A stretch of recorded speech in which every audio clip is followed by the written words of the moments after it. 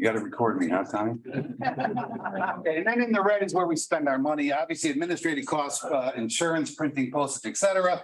And then the two, obviously, red is the important stuff where we spend our money on lake testing, data analysis, data requirements, and also the annual lake treatment. And you can see what we spent there. And it's actually been pretty quiet last year in terms of what it costs us to treat the lake. All right, it was mostly copper sulfate treatments. And we end up where we are today, 207,000. Now you say, wow, we almost doubled our money. But the fact of the matter is, you'll hear in the rest of the meeting, that's really a small sliver of what we need to really take care of Bantam Lake. Okay. All right, if you can flip the chart, Larry. The other thing I did is I looked at what is the economic importance of Bantam Lake to the town of Morris. Google says that Morris is 18.7 square miles. It translates to about 12,000 acres. You take 1,000 acres out for the lake and you're left with 11,000 acres, okay, in Morris. The taxable properties that surround Bantam Lake make up 282 acres. Okay, so that represents the Bantam Lake real estate, the lakeside real estate represents 2% of the towns of Morris landmass. The grand list for real estate in Morris is $309 million, but those 282 acres contribute $121 million of the entire real estate grand list. Okay, so while only occupying 2% of the landmass in Morris, those lakeside properties contribute almost 40% of the real estate tax revenues. Okay, so think about that. 2%. My new favorite number is 239. 2% of the properties represent 39% of the real estate tax. Okay, now one more, if you can just hit the page down. Another way to look at it, let's look at the mill rate. Morris needs about $9.3 million to run its operations, the town. 2/3 of that, by the way, is the education budget. In order for Morris to get $9.3 million, they go and they assess 2.4% of the grand list, 24 mills. So the mill rate in Morris is 24. The mill rate for personal property, automobiles, et cetera, is about 3 of those mills, all right, which leaves 21 mills left. The 98% of the town represents 13 mills. But the Bantam Lake real estate, that 2% is contributing 8 mills of the 24 mills in this town's tax. Which means the Bantam Lake properties contribute $2.8 million of the $9.3 million that Morris needs to operate. Okay, so now we do thank the town for always giving us money every year, $30,000. But again, that represents less than 1/2 of 1% of what the lake brings in tax revenue.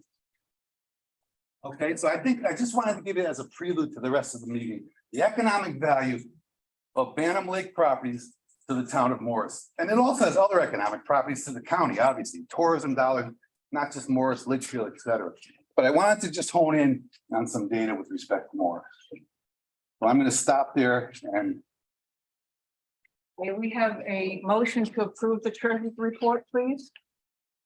Bobby. Second, please. All in favor? Aye. You. I had one other thing. The nominating committee has suggested and referred the fact that Peter Longo, Connie Trolley, and Sarah Santoro are up for re-election, and they have suggested they be re-elected. I'd like a motion for that. Is there a second? All in favor? Thank you. I just earlier received a call from Stephen Harding, our local senator, and his daughter has a graduation that was supposed to be this afternoon, but it's this morning. So he apologizes, and I told him that that was much more important than coming to see all of you. However, Larry Marsicano and I will be meeting him privately this week, and then we'll report back to the board what he said, and perhaps we can have another meeting which he will attend. He's always been supportive of the lake. Many years ago, Larry and I worked with him to get the sticker program and the license plates that save our lake. So we know he's somebody that supports what we do. Now, I do want to introduce Larry Marsicano, who I call him our lake manager. I don't know what else to call him. He's an old friend of mine. He works together with me. We were on the Connecticut Federation of Lakes together. He, many, many years ago, did studies of Bantam Lake, so he's very interested in all that we do, and he is on our lake bi-weekly with his company, and he does the testing. He's gonna be showing some slides of everything from 2022 to 2023 about the water quality and other things. So Larry. Good morning. What a nice turnout. You guys love your lake and it's good to see. So Big Connie's asked me to share with you a little presentation that I put together. And let's get right to it. Anyone here in the land trust? Land trust people? You know Hunter Brawley? I spoke with him earlier. About Okay, that's my new partner, AER, which is the company I used to be with. We've changed. I'm working with Hunter, and I have Hunter out in the lake. Hunter is a land manager.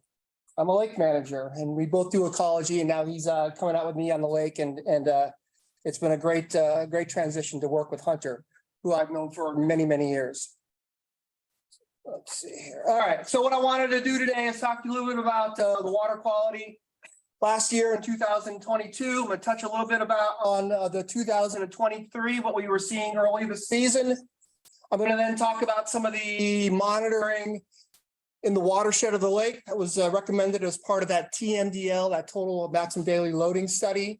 Then I'm going to talk a little bit about alum planning for the alum treatment. But before we do that, I wanted to share with you this, which is a paper that was published a couple of years ago. Temporal changes in diatom valve diameter indicate shifts in lake trophic status. I can hear it already, Larry. Who cares? But the reality of it is that the star of this paper, which was published in this journal, Journal of Paleontology, was Bantam Lake.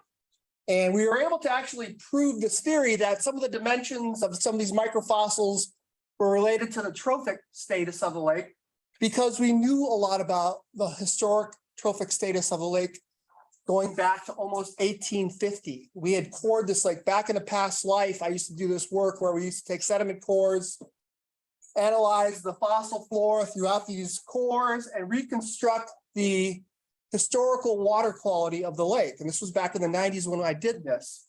And so without getting too into the weeds about how we do this, I want to tell you what we knew about Bantam Lake.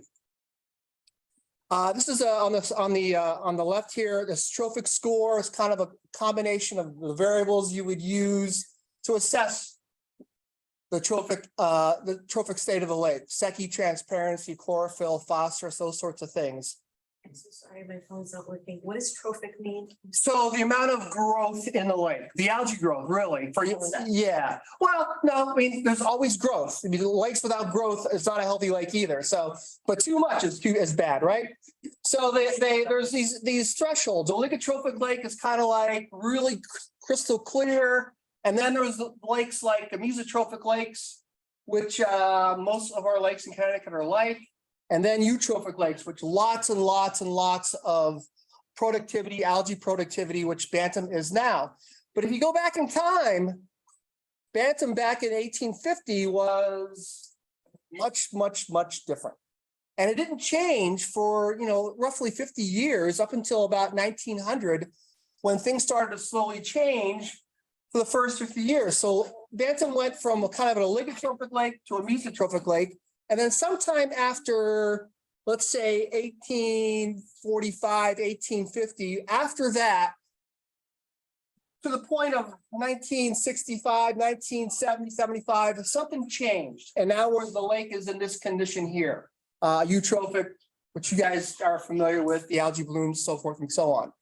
And the reason this is in the paper or in the TMDL study, because the state was looking for some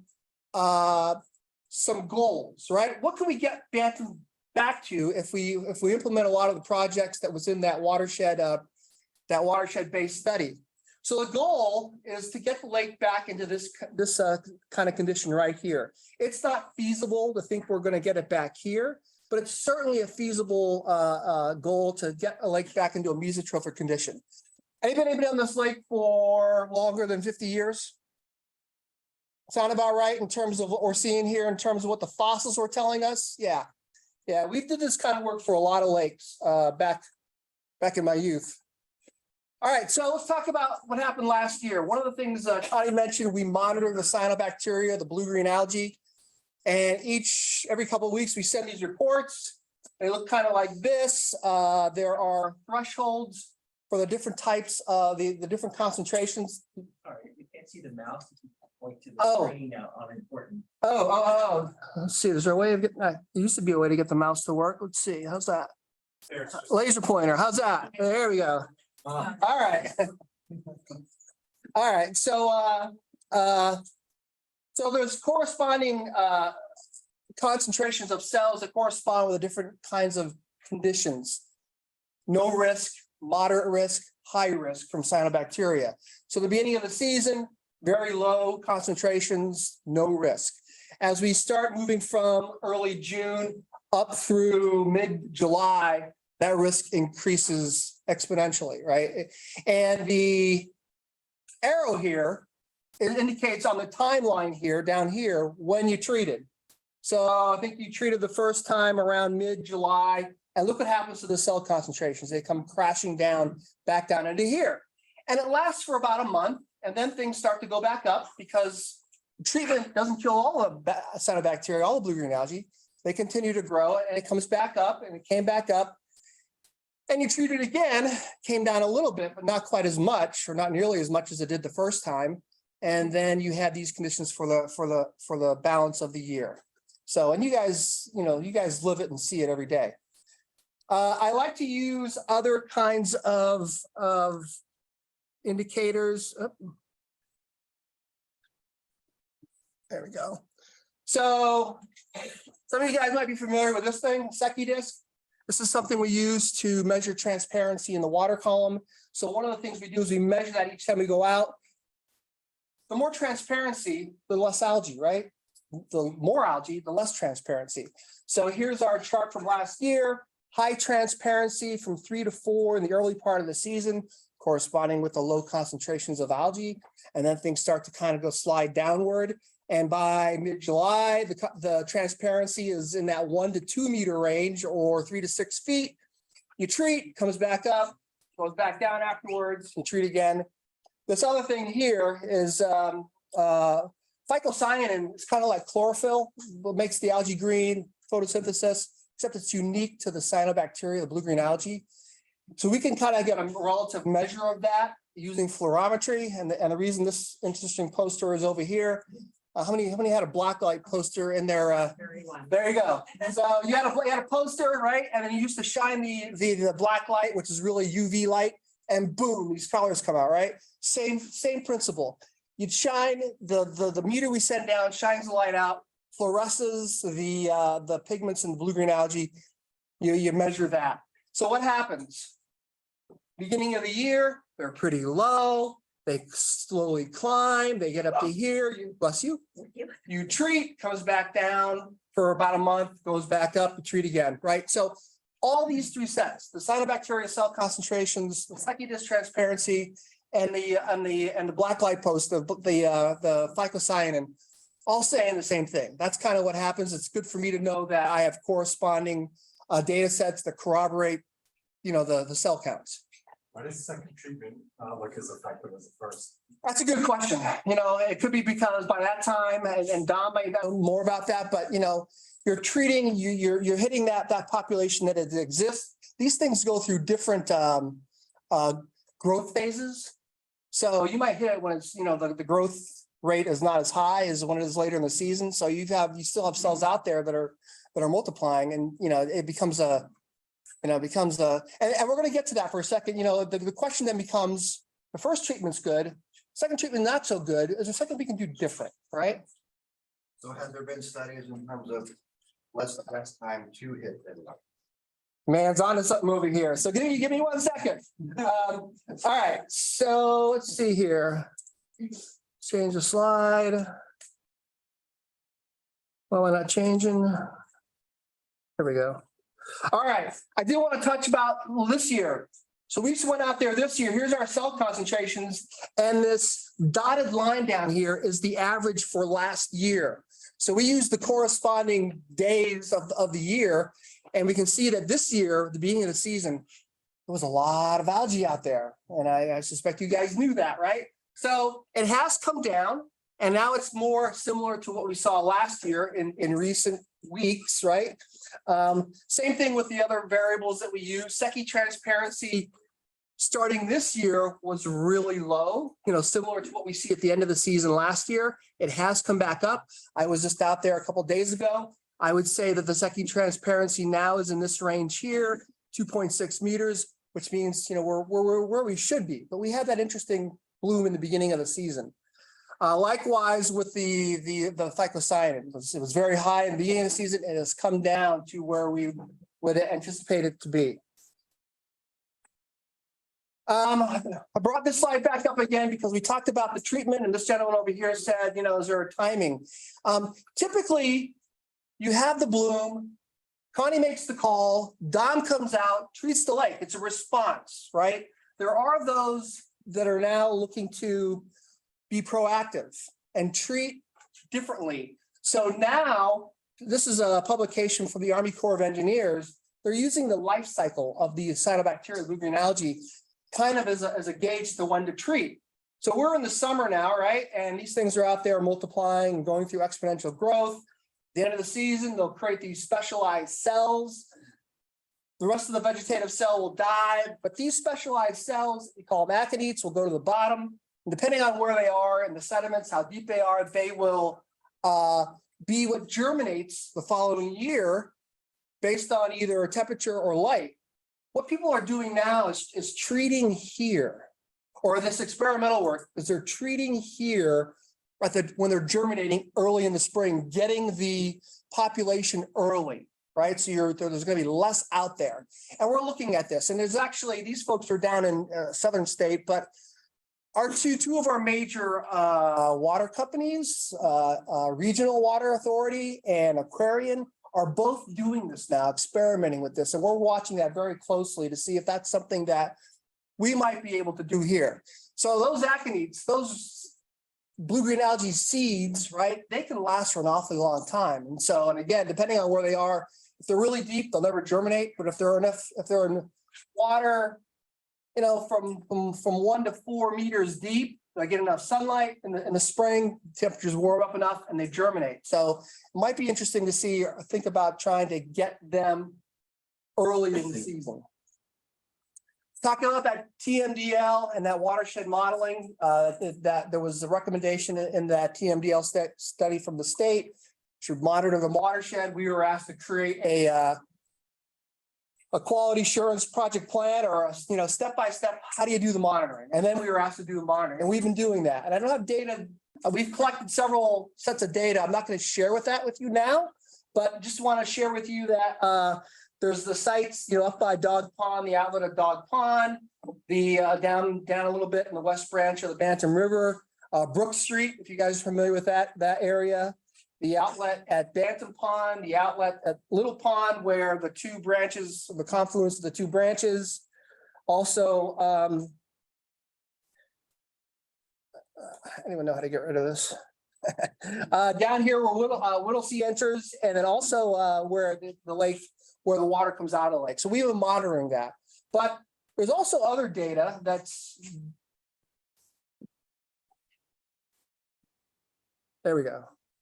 I gotta have to get it harder. One of the areas that there has been some focus on is the treatment plant and what that's been contributing. And there was a lot of work in the TMDL talking about that. And they provided, I'm guessing they provided this data to the state that it became part of the TMDL plan. I put this up here, it's just right on the TMDL only because I have to smile when I look at all these dates, which are between the total load of 300 and 400 or so kilograms per year that was coming into the plant, and then the corresponding delivered to the lake, and then 2020 happens, right? I'm sure you all know what the difference is, right? COVID, right? The pandemic. So everyone was coming in and the usage went up.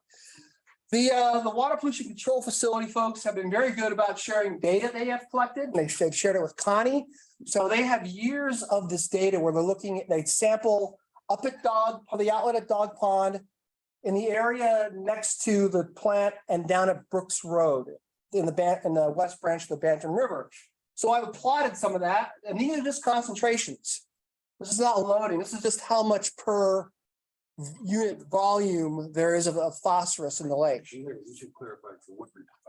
The Woodridge treatment plant. Yep, up on. So, you know, these, just gonna go here. Here's what we just looked at. The Brooks Road is the gray one. The adjacent to the plant is the red, and the blue is the Dog Pond, which is typically the lowest of the three, the concentrations. But that's not the whole story, right? You take concentration, you also got to factor in how much water, the volume, right? Because you can have 10 milligrams per liter of phosphorus, but if you only have 1 liter, then you have 10 milligrams. If you have 100 liters, you have to multiply, you have to multiply 10 times 100. So you got to factor in, the volume. And when we do that, we get something like this. This is showing the Brooks loading, the daily loading of these dates versus the Dog Pond loading. And you can see there's a fairly substantial difference there. We didn't include the area next to the plant because we don't really know where they're collecting that data from. And you have to know that so I can figure out the area of the watershed that's draining to that particular point. So we have lots of data like this that we can look at to kind of get a better feel on what's going on there. I come back to this slide, the history a little bit of the lake, because this is kind of interesting timing here, right? I think the plant went into operation. I think its first permit was in 74, if I'm not mistaken. So the timing looks pretty interesting in terms of what we're seeing here. This data, the fossils don't say that, but you look at the timing, you have to kind of think that there was something going on a little bit there. So to shift gears again, talk to you a little bit about planning for the alum treatment, right? So I'm sure many of you might be aware that there's been looking to see the feasibility of doing an alum treatment. Alum, and Dom knows better than I, the treatment you use, you put it out in the lake, it strips the phosphorus out of the water column, and phosphorus is the nutrient that kind of the algae, live and die by, right? The concentrations of algae are gonna be based on the phosphorus. It strips it out, and then it creates a flock on the bottom. A lot of, the biggest source of, or 30% of the nutrient loading, the phosphorus loading in Bantam Lake is internally driven, right? Every time it gets anoxic at the bottom, nutrients come up from the bottom. So what that flock does is it prevents that for, a long period of time. So back in several years ago, we went out and all these points there's 3 points in each of 40 little plots of 14 acres, I think they were. We had those samples analyzed to see, how much phosphorus is in the sediments. There was a lot. Bantam Lake's a real good candidate for an alum treatment. Last fall, we went back and we took 3 samples from each of these 4 areas, the North Basin, North Central Basin, I think they're calling it, the South Basin and the South Central Basin. And we took those and created composite samples. And we had those analyzed to see just how much of the alum you would need, because it's not, I'm sure you guys are already aware, this is not a cheap proposition. So if you can kind of refine the treatment and the dosing, and you can, when you're talking about the amount of money we're talking about, any little bit we can save is obviously good. So they titrated those sediments against different treatments, 25 grams per actually meter square, not meter cube, 50 grams, and they were looking to attain a kind of a 50 milligrams per kilogram threshold of iron bound. The iron bound phosphorus is what we're looking to kind of reduce. That's where a lot of it comes from. And really, it wasn't until we got to 75 grams per square meter where we were really taking care of the 3 of the basins, right? The South Basin, the north central and the north basin. The south central basin took more. It was going to need a higher concentration. So at least we weren't treating the whole lake with 100, or we're not proposing to treat the whole lake with 100 grams per square meter. So I think my last slide here is just, so we broke the treatment. We were working with Ken Wagner, who's a very famous limnologist in the Northeast. He said, break the treatments up into two. You get a bigger bang for your buck. So we would recommend treating those three basins with 50 the first year, and then in 2 years with 25, and then that one south central basin that took more, 75 and 25 as the proposed treatment plan for the alum. So with that, I'm going to turn it over to Connie, who's going to turn it over to Don. We'll talk about that later. So I don't know, Dominic is on board. He's zooming in with us. I'd like to introduce him. He grew up on the job here on Bantam Lake in a way. He's now an executive at Solitude. He has been working with us for, I don't know how many years, 20 years or so. Yeah. So he's the one that produces and comes out and treats the lake for the weed treatments. And he has done a lot of homework on alum, and I've asked him to make a presentation. So Dominic, thank you very much. Oh, you're very welcome. Thanks for having me at your meeting today. Thank you, Connie. Larry, that was an awesome job. Thank you. I'm gonna just share my screen. I do have a few slides as well.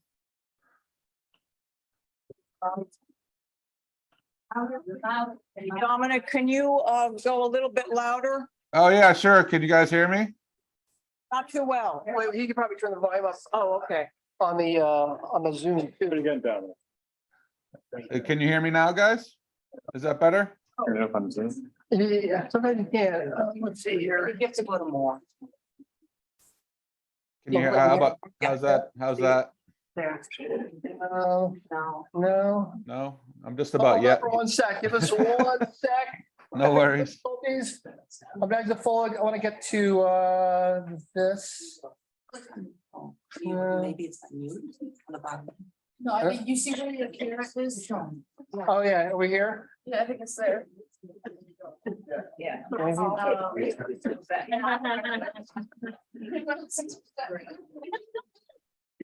Sometimes, let me see, I'll give you 1 more second here, Dom. Yeah, no worries. Let's try this. Volume. There we go. That's what I was looking for. Say something, Dom. How's that? Can you hear me better? There we go. All right, good. Good. So, I mean, you guys have a lot of good folks working with you, lots of consultants that have worked with you folks over the years. The role that Solitude has played has primarily been in terms of conducting the weed control program and the algae control program. So just real briefly on the weed control program, we and others do plant monitoring in order to decide where the invasive species are and where the nuisance species are, and treat those as needed. In terms of cyanobacterial blooms, we're the folks that do the algicide treatments that Larry's been talking about to knock down the populations of the cyanobacteria when they get high. And we've also been involved with the alum treatment planning here to an extent as well. And I'd like to provide some more information about that in terms of how we would actually conduct that treatment. Just real briefly on the weed treatment, we do have permits from Connecticut DEEP, so we do have to, work with them on a yearly basis, trying to keep those up to date, keep those valid, so that we can. And sometimes that can be challenging, but we also do plant surveys at the lake 3 times a year for, again, non-native species, so fanwort, Eurasian milfoil, curly leaf pondweed. We also, in the middle, in the second and third surveys, we also look for nuisance plants. These are native plants that are just growing too abundantly. Those have been naiad, large leaf pondweed. Others, we're more prudent, more kind of closely deciding if the native plants should be treated, but in terms of non-native species, we always try to treat those wherever we find them. And over the years, I think we started treating the lake, started this program in 2007, and we've really don't have really a lot of milfoil. Really haven't seen very much milfoil in the lake anymore. Fanwort has been kind of relegated to the river and the very north side of North Bay, and the curly leaf has even been reduced, so that we haven't really needed, we haven't done a weed treatment, I think, in 2 years. So we'll see what happens this year. We haven't needed to do the spring treatment. So we'll keep an eye on that. Rare plant, there are 2 rare plants in the lake, slender water milfoil and water marigold, which is monitored as well and also kind of affects our treatment program. And as we typically, we're prepared to do up to 2 herbicide treatments of the lake. And again, things have been in really good condition in the last few years. We haven't had to do a lot of that, so that's really great news. Going into the cyanobacteria now, as Larry mentioned, we have been conducting copper sulfate treatments when the cyanobacteria levels get high. And, as you could see from some of Larry's slides, I mean, this is definitely a temporary fix. It's just to keep the lake, try to reduce the concentration so the lake is safe and usable when the algae gets bad. It's again a reactive approach, so it's not ideal. It's a band-aid. We're chasing the blooms when they occur, and sometimes the treatments work really well. As you can see, from last year, some of the second treatment didn't work as well, and that could be from a number of different reasons. Warmer temperatures, higher nutrients is going to cause that algae to rebound more quickly or not respond as well to the copper. So we definitely need to find a solution to kind of get away from being reactive and be more proactive. And again, as Larry was explaining, we have phosphorus is really the nutrient of concern for cyanobacteria, and that comes from both the watershed and it also comes from internal sediments in the lake, releasing that phosphorus that's settled out again into the water. And while folks are working on the watershed, working on how to deal with the Woodridge Lake treatment plan and other types of watershed management, we've really kind of settled in on alum treatment as the way to pretty much shut down at least that 30% of the load, phosphorus load that's coming from within the lake. So, and this alum treatment has been used since the 1970s. It's alum is aluminum sulfate. It's very, very commonly used in drinking water treatment plants to treat water before it goes to your taps at your house. So it's a very well-known, well-understood product, and it's again been used in lakes and ponds since the 1970s, and kind of really picked up its frequency of being used really in the 90s and the 2000s, and especially there's been literally hundreds of alum treatments done in the United States. And it's also done in other countries, but in New England, we've probably done 50 or so, I would say, and since the year 2000. So, and a vast majority of those have been successful. The ones that are well planned, based on good data, are always successful, always reach their goal. And really, alum treatments for me at Solitude, I do both the weed and the algae treatments and the alum treatments, and the alum treatments are really something that gets me more excited. It provides a longer term solution, maybe not a permanent solution, but a much longer term solution than copper sulfate. And it really does change lakes, and it really I've seen some really great success stories all throughout New England and New York, and our other division of our company has done alum treatments all throughout the United States. So it's a well understood and proven technology, again, with a long history of success. You can see in the pictures here, just real quick, the alum comes in a liquid form. So we bring it to the lake in tanker trucks, put it in storage tanks on the shoreline, and then we load up our barge. You can see our barges here in the pictures. So we load up what we can fit on the barge. We go out into the lake, lay that down. The alum forms this white flock in the water that you can see in the bottom right. And that flock is alum after it's reacted with the water. That settles down through the water, absorbing phosphorus, and then it settles down to the sediment and is there flock kind of blanket to basically absorb and inactivate the phosphorus that's in the sediment of the lake and prevents that from being released into the water column.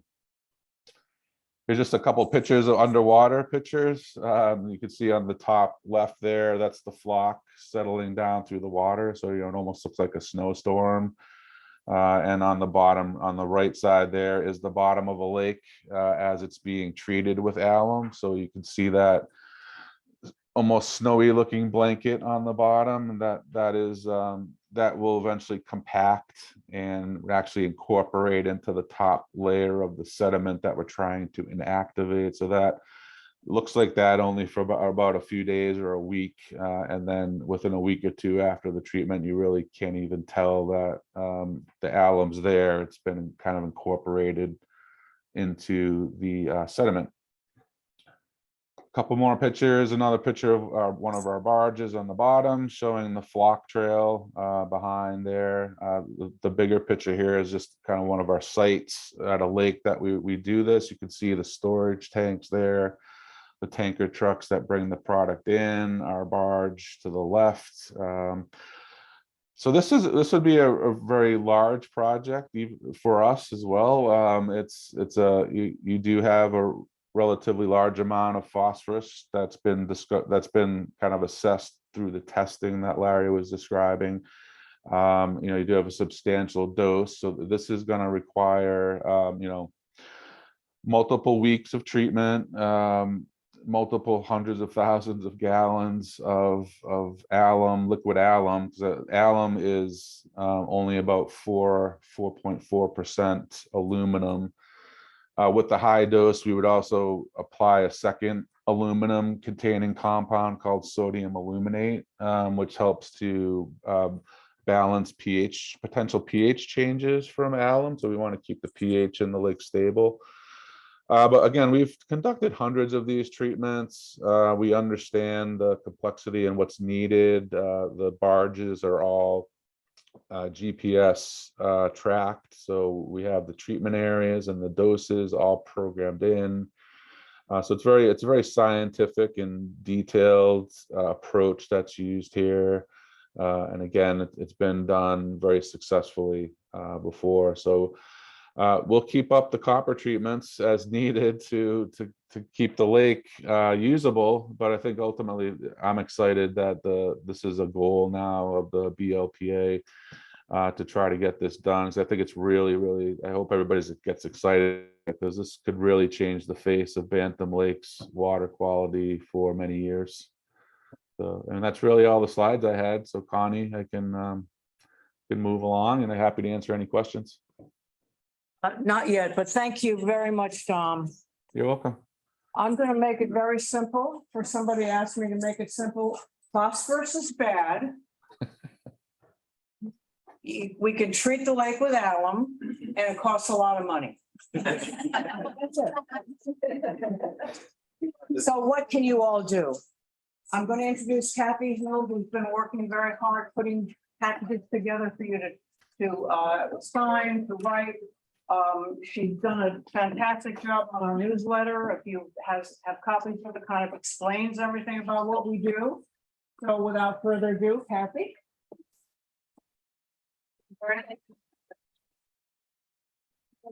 That was a lot of science. I mean, it's hard. It's hard to understand. We talk about this stuff all the time, and we're all kind of like this. So don't feel bad.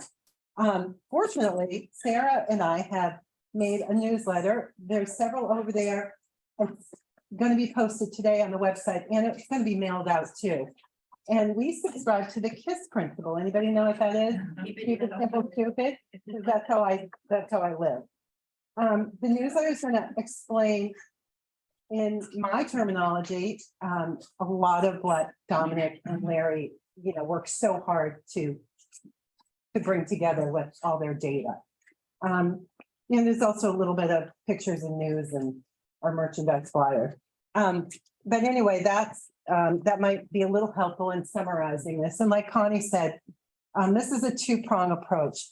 The first thing we're trying to do is shut down the Woodridge Lake influx into the lake.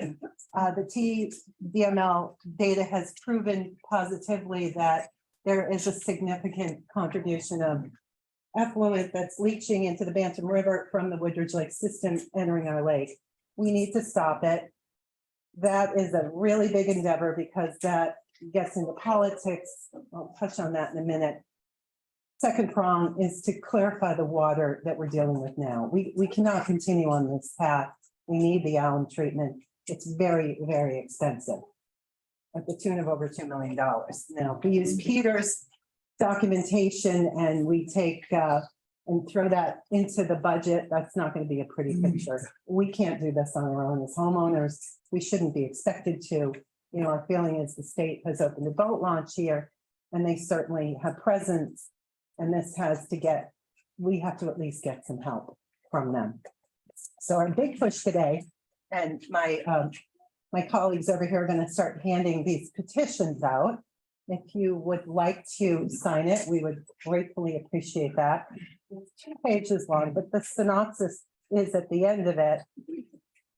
We are requesting the state of CT allocate sufficient resources, funding, staff, and testing to aid in the protection and treatment of this natural resource and promptly find a solution to shut down the continual influx of sewage from the Woodridge Lake system. We're asking everyone here to sign it. We're also going to leave some of these in the back tables. I know there's probably lots of family members, state of CT resident, taxpayer, Bantam Lake owner is certainly welcome to sign.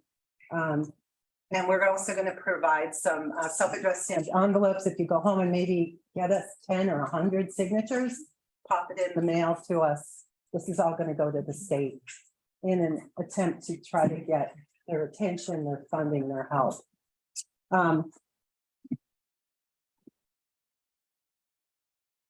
Just taking things back a couple of steps, back in 2011, if you lived here, you're probably familiar with the fact that the old Beverly's was purchased by the state and the state turned it into a public state boat launch. And they did that. They spent well over $1 million on the property. Then upgraded the boat slip, the parking lot, the landscaping, the building. They produced this draft that made a whole lot of promises about their intentions for the lake, and like Protective Association and the general ecology around here. I have some copies of that will be at the back table too. This is going to get attached to our petition. And basically the first 5 or 6, they just were never done. Noted increase in boat spaces at the marina, increased DEP law enforcement. When's the last time you saw that? Increased collaboration on natural resource protection, management in keeping with the DEP's goal of being a good neighbor.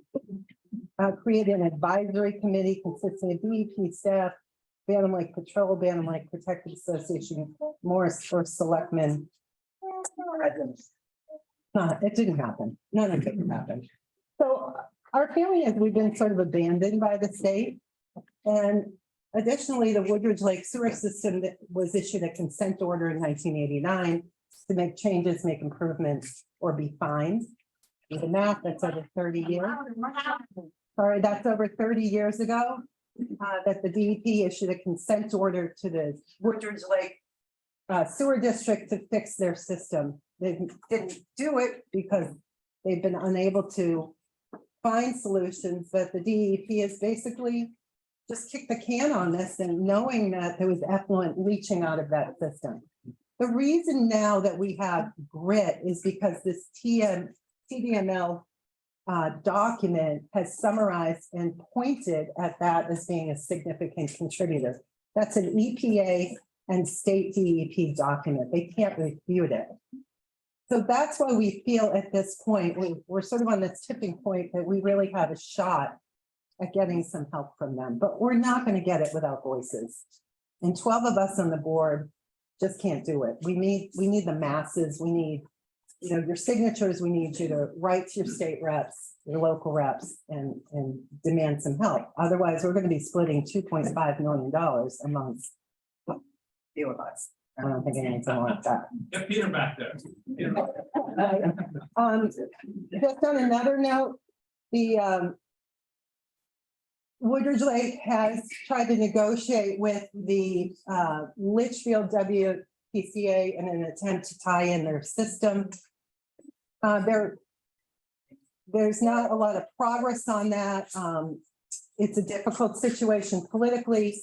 And as of now, the Litchfield WPCA is only exploring a standalone system. They're not, as far as we know, intending to incorporate Woodridge Lake or the remainder of Bantam Lake for that matter, which is most of East Shore Road and North Shore Road. I personally am asking people as an individual to urge them. I've written a letter, several people I know have written letters and emails to Litchfield, encouraging them to progress on this matter. This is a letter that I wrote. I'll leave some copies in the back. You're welcome to cut and paste it. Send me an email or leave me your email and I can give you an email to send in. You can cut and paste. It is not on the website. This is kind of just a group of individuals who are pushing this, and but I'll be happy to provide it personally. And it's Kathy.hill@phantomlakect.com. You're welcome to send me an Can you email. repeat that loud, please? We are having trouble hearing you. What If you, is your email address? it's Kathy.hill@phantomlakect.com. You can also just leave me an email. Come up here and leave me on a scrap of paper. I'll send it to you. I'm happy to do that. And we have these, we have some of these in the back if you want to copy this. You're welcome to. So that's kind of it. It's not a blame game here. We're just trying to raise our voices. We're trying to get some momentum on this. So we appreciate you being here. What would that accomplish, combining Litchfield with the Woodridge? It would take Woodridge's faulty system out of the loop. So right now, the Woodridge Lake system uses a massive leach field. It's like 100 acres. It has been deemed insufficient by the state in 1989. It's been continuing to do. It's effectively leaching some of its effluent into the West Branch of the Phantom River and eventually arriving to us. By incorporating the the Litchfield system and the Woodridge Lake system, we would eliminate, we shut that faucet off. And downstream, Kathy, the Housatonic River is getting it as well. Yeah. Going, not just Right. into the lakes. Louder, please. Do you want to take the question? Any With the questions? I saw an article about a month ago where Senator Harding was quoted as saying that tying the Woodridge Lake system into the system. I wrote to him about it saying, you're wrong, you need to do this, and you never responded. Very disappointing. What's its current position on this? I'll let you know next week after we meet with him privately, but I feel the same thing. I'm sorry.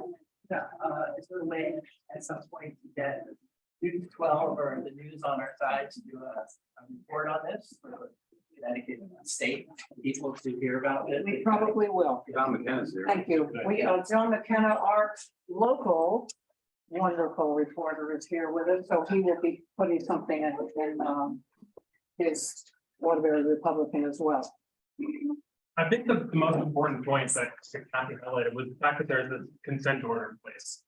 And for those that maybe are familiar, the consent order basically is a recognition over 30 years ago that Woodridge Lake Sewer District was mismanaging their plants and is the cause of a lot of this bacteria, a lot of this nutrient into our lake, which causes the cyanobacteria and directly affects the value of all of your farms. And so the good thing about having a consent order for over 30 years now is that it gives the power for DEEP, State Department of Environmental Energy Protection, to fine Woodridge Lake Sewer Districts many thousands of dollars per day to make sure that they properly manage their lake and prevent the loading of these nutrients into our lake. Now, DEP seems to not be exercising that ability to find Woodridge Lake Sewer District so that they properly manage the lake. I think the good news is that our state representative and state senator, both of whom are in here today, Karen Reddington Hughes and Stephen Harding, are both serving on the environment committees, their respective bodies in the General Assembly. So Karen Reddington Hughes is a member of the Environment Committee in the House, and Stephen Harding is the ranking member, the number 2 member of the Environment Committee in the Senate, meaning they have a lot of power over the DEP. They have oversight responsibility. And so I think a good action item for all of us to do is to be able to, or to reach out to those people, to Karen Reddington Hughes and to Stephen Harding and DEP, and just make your voices heard. I think it's clear that there's a lot of people here today, which means a lot of people care about this issue. And by contacting them directly, each of us individually contacting them directly, they could very realistically call people from DEP or call people from Woodridge Lake Sewer District in front of their committees and really get them off their butts, for lack of a better term, to start managing their sewer district properly, preventing the loading of these nutrients into our lake, and making sure that a significant part of this problem is abated. So I think that's a really important action item that we should all consider reaching out to those members directly, because they have oversight responsibilities. We have had many meetings with the DEP by Zoom. That is why we are doing this petition to them. There, unfortunately, no one here from Woodridge is here today. You know, speak on their behalf. I don't want to speak for them.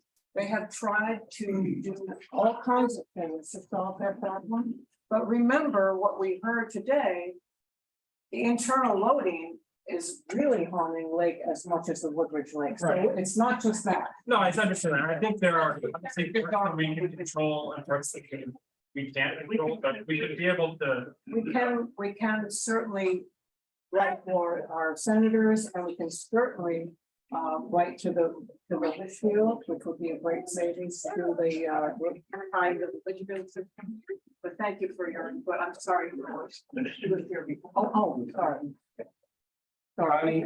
I'd like to address either Dominic or Larry with this question, and that is, once you treat the lake with alum, is there expected life from that treatment? And secondly, what's the effect of the continual loading from Woodridge through the lake, and how that's going to affect the alum treatment?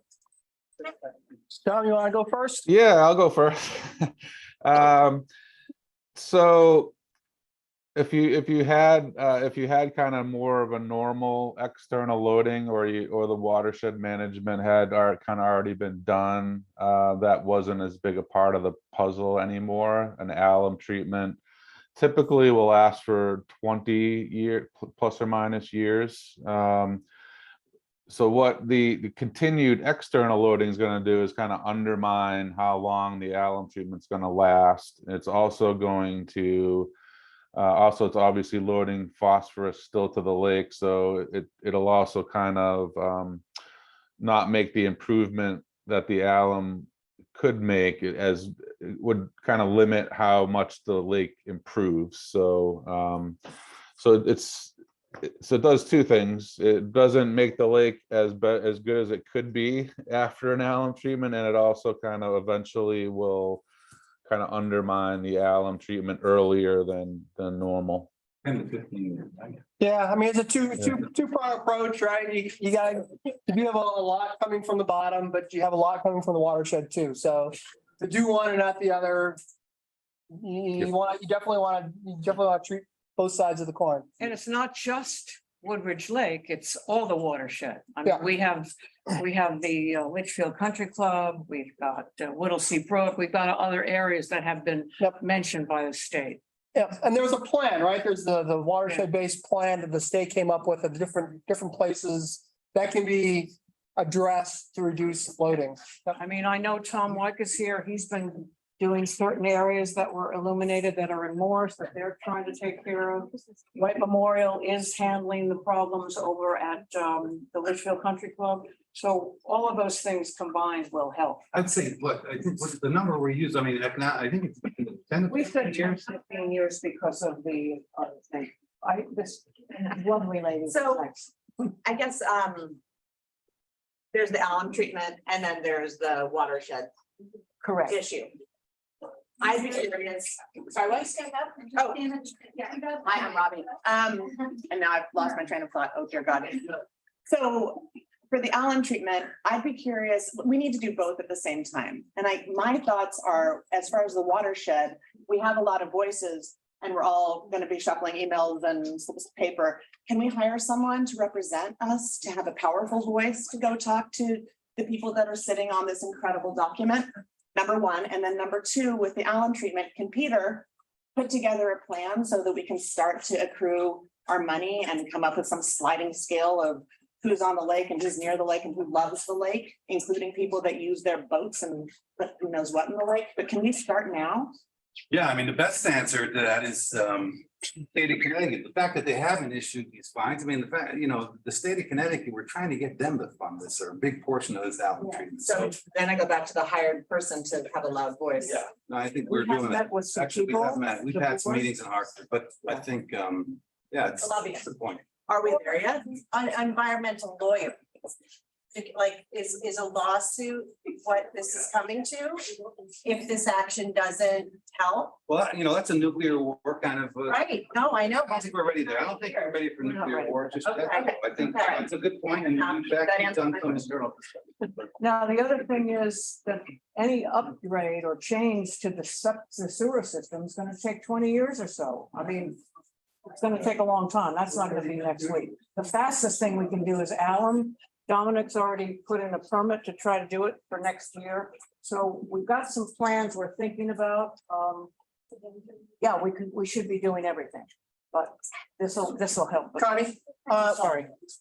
so Bantam Lake is on a list from the state. It's an impaired water body, which gives it 319 standing. Has anyone ever looked into Not 319? available for that. No. Only the watershed. There may be a 14 coming up, but it hasn't been passed yet, but it might be next year. Okay. I'm sorry. Yeah, so I'm hearing this is great. Thank you so much, all of you. Really awesome together and all. But immediate, so I'm hearing the water dead, I'm hearing, the alum, but for immediately what we can do to help. I heard the photosynthesis. Could we raise the level of the water, the level of the lake, so that the photosynthesis, there's a risk management that it's not growing as quickly and get it before, like, I'd love to hear that research and where we come up with. Yeah. What is the actual best way to do it and what phase that comes from? So immediately, let's get the ground down. So And then let's raise water level. I'm not sure about how much you can raise the lake. You're a natural lake and yeah, I mean, it goes down like in drought, you see the water level go down. Yeah, but what they're doing is there's a guy, Bob Cortman, who's a very famous limnologist, and he says, that 1 to 4 meter range. So a meter is like 3 feet. So that's the area. If they're deeper, if those seeds are deeper, they're done, right? But that 1 to 4 range, and they're treating early before they germinate. So but yeah, there's no ability to really change the level of the lake that much. Lakes that do that have the ability. I can't do it. They're pumping water up and down. You don't have that ability here. Robin? I'm the vice member of the yacht club, so my concern is the bacteria and all of the terrible things it does to people. We have youth sailing, just like the ski club has youth on the lake. And you said that you can go on the website, we check constantly to see the levels of this before we, let the members kind of go out. And you said that that's not working. So how can we? It will be on the website. We used to have an app, you had on your phone, but that doesn't work, but we're doing the same information now. A stop sign with information, it'll be on the website, probably starting next week. Okay, so is there some kind of sign I could put up at the club to let people know, it's their choice if they want to go out in this? But, check the levels. Just copy what we have on the website and put that up. Yeah. Okay, and then, have you done anything about keeping the weight down in that south end because it's so shallow? And I know that stirs stuff up and kind of does it make it worse? We have recommendations on the wakeboarding. We had talks with the wake surfing, excuse me. And we talked to Tom and we talked to the DEP about it. We've been talking about perhaps doing an ordinance, but we haven't done it. It's not that easy to do. It has to be done by the DEP and then approved by the town. But we are talking about it. You can see we've made recommendations not to do wake surfing in the South Bay because that's where you are. And I know a lot of people have complained about that. We're also recommending that they do end that work in the middle of the lake, at least 200 feet from the shore. So how do people, because a lot of people come from out of town, they go to Beverly Hills and they go in. Are they not looking at, how can we alert them? Are there giant signs? We have a sign in progress. We've been working on it for a while. It's supposed to be posted at the boat launch. Okay, and where are we now on the level? I don't know what that means. Like the sign. Oh, so the season started high, but they've come way down. So you're not at I'm guessing you're probably in that the green light for this coming week. Not sailing tomorrow. Yeah, it was a nice surprise when I was out there Thursday, how much it's improved. Okay. Thank you. Monica. Hi, I'm Monica. I'm a new neighbor and I hope I get to meet all of you later today or this month. I'm about to start the nuclear bomb. Hi, Peter.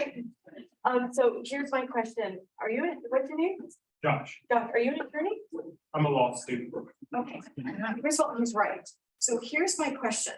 We have a consent order for 30 years. There are fines in there. If there's fines in there, there's a couple things that can be done. And I know Ann's law firm, I'm not a Connecticut lawyer, I'm a New York lawyer, sorry. But there is a nuclear bomb, and I wonder if it could be slightly detonated and just even have a law firm that represents the town of Morris or something, sending something to Woodridge and doing the math for them and explaining to them what's going on. Well, two things. One is we've met with a law firm in Hartford, number one, and we're not ready to push the button. Okay. Number two is Woodridge Lake has been very cooperative. They want to fix this problem. There's no question about it. They have people on their websites, there's lots of documentation. They're trying to fix it. They understand. Louder, please. What I said is that number one is we have met with lawyers, but we're just more education, trying to get a little bit more smarter on the subject. Number two is Woodridge Lake has been very cooperative. They were actually here this morning. They couldn't make it for other reasons. They're trying to fix this problem as well. They want to fix it. The issue is we met with the state last week. The state only allows two ways that treated water can only go two places. One, deep well injection into the ground, or two, to a treatment facility. The bedrock levels up in the Woodridge Lake system will not allow for any deep injection of the treated water. So the only other option the state advocates is a treatment facility. They're looking to do a regional, and they're big on regional treatment facilities. So that would be the option. But that's about a $40 million bill. And it requires a high pressure pipe from Woodridge Lake down to the Litchfield treatment center. Okay. You're talking about, this is a very difficult to move this ship, right? So I think, we are working all of these angles. None of this, I know it's frustrating. None of this happens quickly. And 30 years is almost unspeakable. The fact of the matter is, we were also told, I've heard the term, that was a friendly consent order, okay? So there was no huge incentive to start finding Woodridge Lake. So there's a lot of moving parts, a lot of tentacles. We're working them all. We appreciate all of your interest, and I just assure you, we're trying to work all these angles. Yes, we all wish it was quicker. But I think what Connie really is, what we've done here is two-pronged approach. Let's get this alum treatment in 2.8 million. And then you've got 10 years to work this other bigger issue. You start launching nuclear weapons now and you start getting, well, you know, things just, I'm not so sure that's the right answer. I don't know. Here's my other question. That's where, I mean, that's my opinion. I don't, Connie. Can I ask my other question real quick? Based on Peter's math, could we, is there a way to ask the town of Morris? No, I loved his math. I thought it was great math. Was to take, instead of 0.01%, 003. thank you, to make it 1%, the same way we did a petition not to have marijuana being grown and stuff. Is there a way to ask the town to commit to what, at least for the next couple of years, 1% to the land? I have an answer for you. I didn't want to bring it up because I didn't, so I did a little more homework. I've been meeting with the town planner for Morris on behalf of Bantam Lake, not the town. And we have an idea of perhaps creating an overlay district, which has been done in some towns, and using some of that funding for this treatment. Not more taxing, but taking the taxes that you're paying and using some of that. So we are working on that as well. Can we ask Woodridge to do the same? And Could contribute they that way? help us out? Woodbridge Lake, let me explain a little bit more. Some of you weren't here before, and I'm sorry they're not here. They have been very, very cooperative with us. They've met with us quite a few times into our board meeting. Woodbridge almost had approval to tie into Torrington. Torrington didn't let it go through, so then they were stuck. They spent millions and millions of dollars designing that system. So then their next idea was to tie into Litchfield. There are a few people in Litchfield that have been fighting that with lawyers. No offense to any of you lawyers. So that has been put on hold. And Litchfield has said to us, they are studying their own system right now, and they've hired an engineer to study it. Then they will study if Woodbridge, they will do a separate study tying Woodbridge in. So if things are being done, there's just no good answer at the moment. So we've been working very hard, as you can see. I think this board has been having many, many meetings and trying to be open.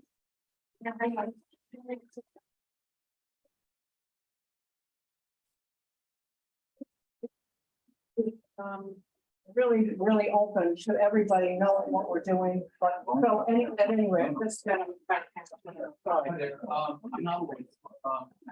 Dominic, you go.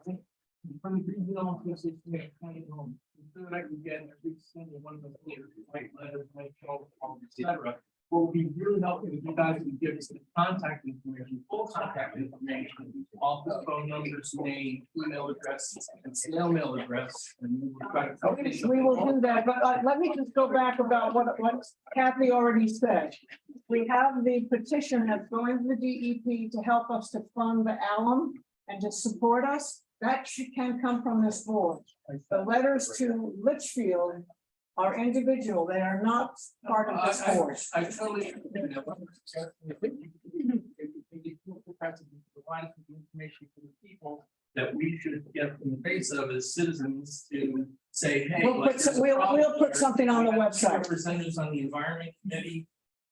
Perfect. Litchfield contact and, snail mail, email, phone number, name. That We'll would really help. we'll do something together and it'll be on the front page of the website. Thank you. Very much. Thank you.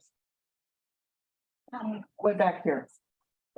In terms of something short term, my understanding, and this is a fact, I have looked at this for a year or two, that the cyanobacteria does not always produce the toxin. That's correct. And in New York State, they have, you can go on a website and you can look at which lakes have a lot of toxin.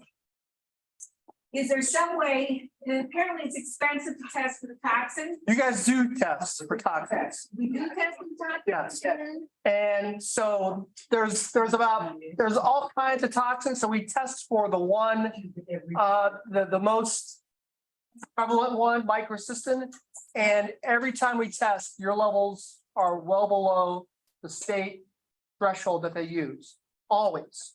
But the problem is you never know that, you one day it can be high. What we have set up as a directive from the Torrington Area Health District is if the toxin levels are high, we advise them, they advise the local selectmen, and the selectmen decide whether to close the lake or not.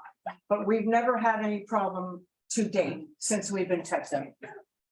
So when the website says that the cyanobacteria is high, of the actual algae, we're Correct. not talking about toxin. No, correct. Yeah. The state uses a visual ranking system. So that means you go out and you look at it. Now, that's a little unnerving for some people to say, oh yeah, it looks bad or it looks good. So now Connie has us come and do cell counts, which is part of also, they have different cell concentrations, but that still doesn't mean that there's toxins. So the safe call is if it looks really bad, then you advise that, that potential exists. So I'm sorry if this is an ignorant question and I'm new to the lake, but boat usage, right? Is increased boat usage, and you talked about lake surfing and all other kinds of devices that are on the lake. Does that contribute to all of this? Like, does that, because I know that there are other. Not so much to the nutrients, except for the erosion. So if you have a lot of a shoreline erosion, then sediments are a good binding mechanism for phosphorus. So if they erode around the shoreline and get focused into the center where it gets anoxic, then that phosphorus bound to the sediments can get released. So from that perspective, yes, but just the everyday usage and recreational use, not a nutrient problem. It's more of a, the weight problem. Okay, so we're not at the point where, like, I know. Don't sell your boat. Friends of other lakes. But what I am suggesting to my friends who live in other lakes is that even with public access, they do limit the number of people for public access. Does Banton ever do that? The state boat launch is limited to 25 trailers. A day? When it comes to Who 25, monitors that? the people that are paid, they run the marina, they close it down. They will close it down. Okay. Honey, I just want to emphasize again a point relative to the WPCA at Litchfield. They are doing a study currently as far as the capacity of the plant and meeting the requirements at Litchfield. So I was surprised to hear that they are not considering the additional load that they would receive from Woodridge Lake. They have told us they wanted to do one thing and then the other. So do we have a timeline? Because really, it's not the town of Litchfield, it's the treatment plant and getting the study done and doing the engineering to incorporate the additional load from Woodridge Lake that's going to eventually clean up the watershed from Woodridge Lake. I think it's up to the Litchfield board to do that study from what we've heard.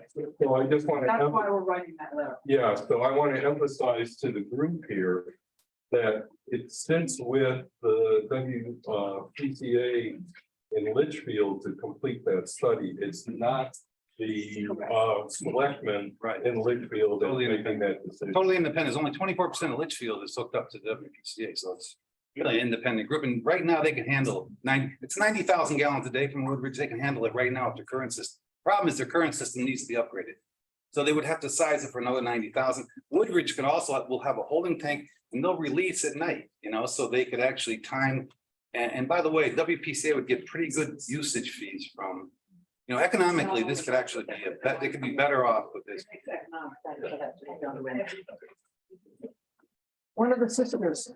Thank you, Ward and Larry and John, all for all your hard work, having a good work.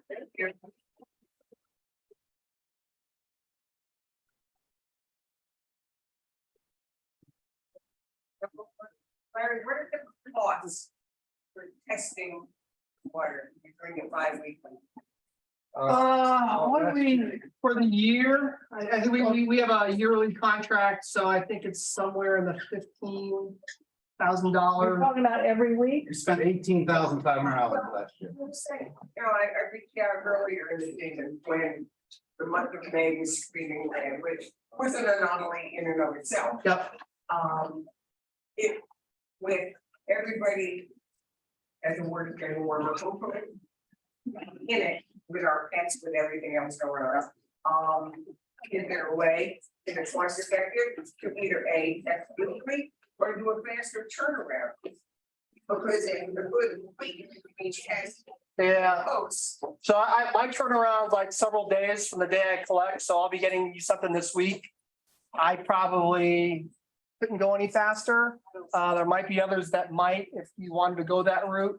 And can we get this stage? It isn't hard as weight, but Yeah. Where at what point does Heritage Lake and endangered and impaired? That's why we have this petition. You know, and there's other, you know, so I've mentioned I use several different lines of evidence to kind of, you know, cell counts, Secchi transparency, how much light goes into the water. And they all are highly correlated. So you can actually, something that can be done regularly is having like Secchi transparency measured. Very expensive, right? So someone goes out to the same spot every week, lowers this thing down, right? This black and white disc to the point where they lose visual contact, that exact distance. And it tells you an awful lot about the water quality and the algae in your lake. And I know, for instance, if I can't see greater than 1.5 meters, concentrations of algae are really high. There's, you know, statistically significant relationship between that. So that is something that can be done. If there is an issue, you can call one of us and we'll get Larry out there to take a look. And by the way, anybody wants to volunteer to do this in the summer, we're gonna make a little group together. We love that. You know that, or anything you need. I know you guys. Those two sisters definitely got rid of fan work from our. Watershed. Oh, watershed. We're gonna lock up pretty soon, maybe 3 more. Quick question, a lot of this takes money, right? So have you engaged, we have an infrastructure bill, infrastructure act passed a couple of years ago. And the Inflation Reduction Act passed last year. So have you engaged, the member of Congress and the senators trying to get money? Could be millions of money, millions of dollars, would this help unglue? We are doing that right now as we speak, including a meeting next week. We have met with the DEP, but the senators will be next week. And yes, Louis Ball and Don. our local. I have a couple questions. First, jump off what you said, because I would agree that you would probably argue that the change of the sewer system might actually be climate change infrastructure. So, especially because climate change are affecting our lakes to such a degree. And so decreasing its eutrophic state would definitely increase the entire resiliency of this area. So I would agree with that. It would probably go to the infrastructure money. My second question though is on alum. So when you talk about the 30% reduction in lake, does that have an effect on the outflow amount of phosphorus into the Bannerman and the Chicago? So sure, if you're, so outflow, whatever the concentration is, the lake Yes. is gonna be, you know, flowing out to the, yeah, out to the Bantam River. Can you then make the argument that this could be a Long Island Sound Purchase Fund grant as well? Because it's- I like this lady. I like her. We did look into it. Yeah. It is not, it's not appropriate for the lake. The watershed, yes, but we have looked into it, and that fund is the fund that's being used by White Memorial for the Wakefield Country Club. Just so you know. They did get a big amount of money for that. I was making an argument that you're actually doing a watershed reduction of the Long Island Sound event. Okay, so it's not the fact that I you're know. using it in lake, you're using it in the outflow. They have tried. Like I said, the only way that it was given to White Memorial was for Litchfield Country Club, which they're working on right now. Okay. Thank you all very much. I'm sorry.